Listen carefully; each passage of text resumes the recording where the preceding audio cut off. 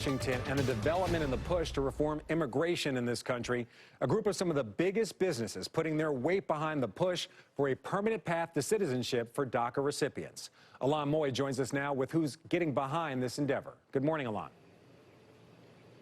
Well, good morning, Frank. Corporate America is mounting a full court press to create that pathway to U.S. citizenship for young, undocumented immigrants known as the Dreamers. And we got an early look at this new push from dozens of the biggest names in business: Uber and Apple, Best Buy and Target, Molson Coors and Marriott, just naming a few there.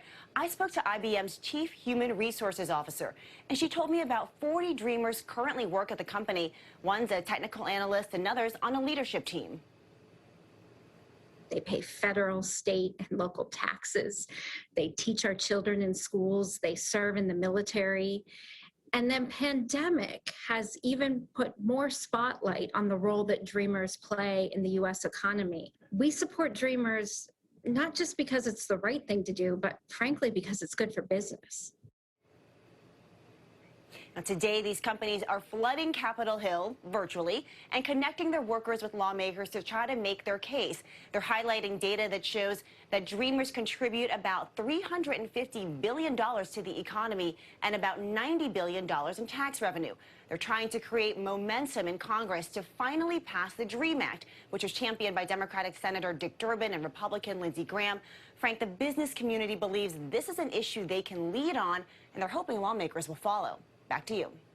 So, Alon, what's the likelihood of a bill on the Dreamers actually getting passed? Yeah, so there is obviously bipartisan support here. Something from Dick Durbin and Lindsey Graham have not been people who have been on the same page over the past 4 years. But one of the questions is whether this bill passes as a standalone, something narrowly focused on the Dreamers, or if it becomes part of a broader immigration push. This is the 20th time that Senator Durbin has introduced a version of this bill. And Senator Lindsey Graham also was very realistic in saying that he did not think this could pass on its own. The question for Democrats in particular, as they get beyond COVID relief, is what is the political strategy going to be? How do they structure this package? Democrats and Republicans have been so close before in trying to get this done. A lot of businesses believe this could be the year that it finally happens. Alon, thank you very much. Thanks for the latest out of Washington.